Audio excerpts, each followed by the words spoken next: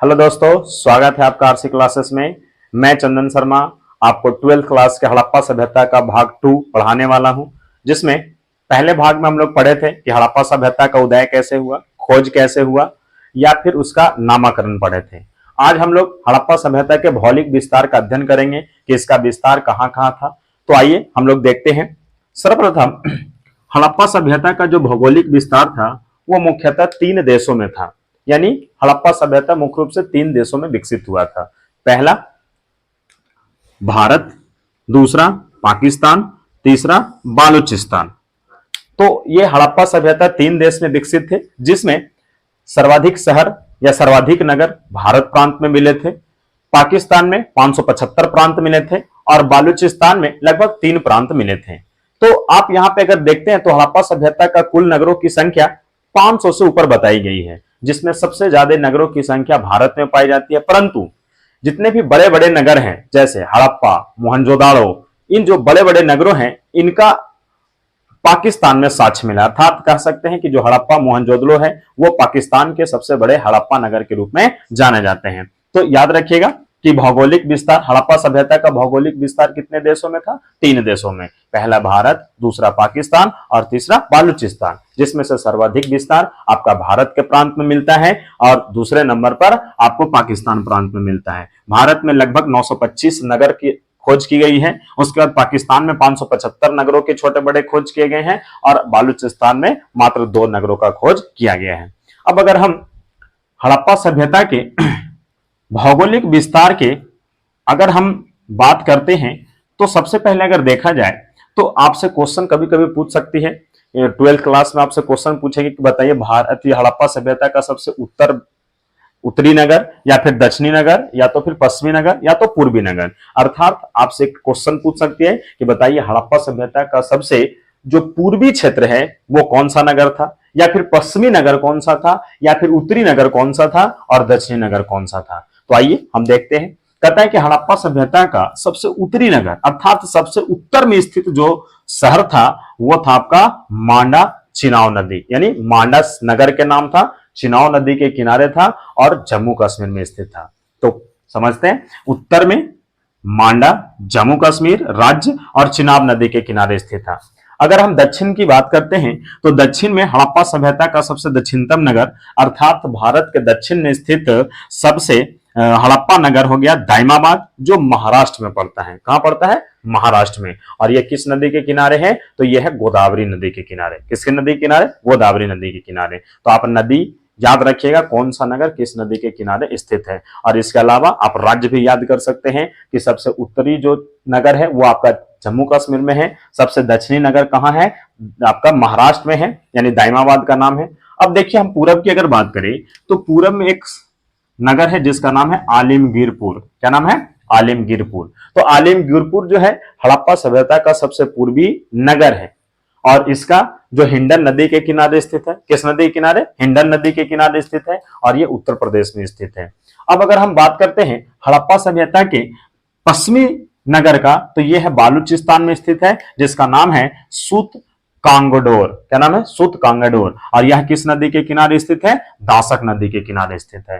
तो आइए एक बार फिर से हम लोग रिवाइज कर लेते हैं, क्योंकि यहां से ज्यादातर क्वेश्चन पूछा जाता है, इसलिए इसको रिवाइज करते हैं। हमारे साथ आप भी रिवाइज कीजिए। अगर हम हड़प्पा सभ्यता के सबसे उत्तरी नगर की बात करें तो मांडा चिनाब नदी के किनारे स्थित है और जम्मू कश्मीर में है। अगर हम दक्षिण की बात करें तो दक्षिण में दाइमाबाद जो आपका गोदावरी नदी के किनारे स्थित है और वो पड़ता है आपको महाराष्ट्र में। अगर हम हड़प्पा सभ्यता के पूर्वी नगर की बात करें तो वो आपका है आलिमगीरपुर और ये पड़ता है उत्तर प्रदेश में और ये पड़ता है आपको हिंडन नदी के किनारे। अब अगर हम पूरब की बात करें, पश्चिम की बात करें तो पश्चिम में सबसे पश्चिमी नगर है आपका सूतकांगडोर और ये पड़ता है आपको बालूचिस्तान में। कहां पड़ता है? बालूचिस्तान में। और किस नदी के किनारे है? तो दासक नदी के किनारे है।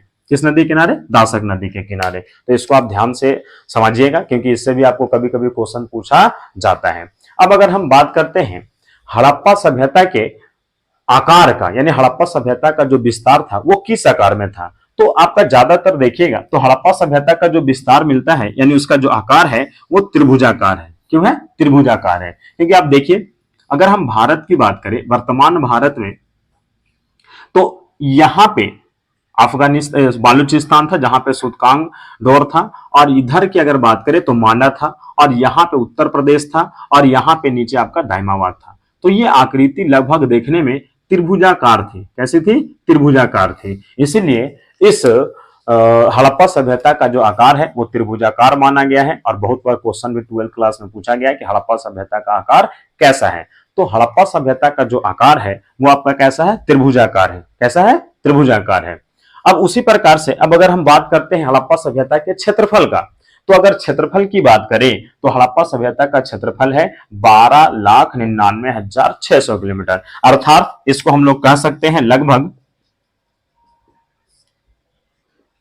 13 लाख वर्ग किलोमीटर।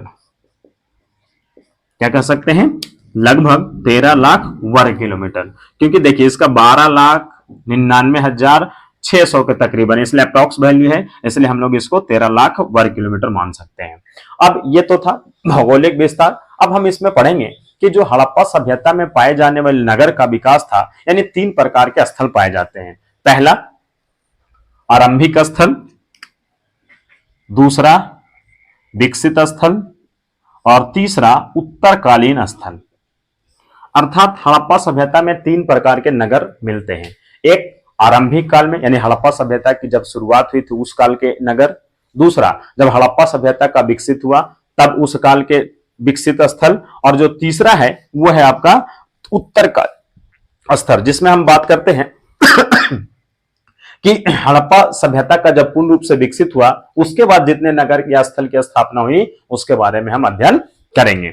अब देखिए हड़प्पा सभ्यता की ये भौगोलिक विस्तार है, और कभी कभी आपसे 12th क्लास में बोल सकते हैं, क्वेश्चन पूछा जा सकता है कि हड़प्पा सभ्यता के भौगोलिक विस्तार का अध्ययन कीजिए। तो हम आराम से इस क्वेश्चन आंसर को लिख सकते हैं कि भारत हड़प्पा सभ्यता का मुख्यतः 3 देशों में विस्तार मिलता है, भारत, पाकिस्तान और अफगानिस्तान, जिसमें सर्वाधिक नगर आपको कहां मिलता है? भारत में मिलता है, और दूसरे नंबर पर सर्वाधिक नगर आपको पाकिस्तान में मिलता है। परंतु ज्यादा शहर भारत में मिलने के बाद भी बड़े बड़े जो नगर थे वो कहां प्राप्त हुआ है? तो पाकिस्तान में प्राप्त हुआ है। इसलिए हम कह सकते हैं कि हड़प्पा सभ्यता का जो सबसे बड़े नगर थे उसका खोज कहां हुआ है? पाकिस्तान में हुआ है, और बालूचिस्तान में सुतकांगडोर या 1-2 ही नगर थे।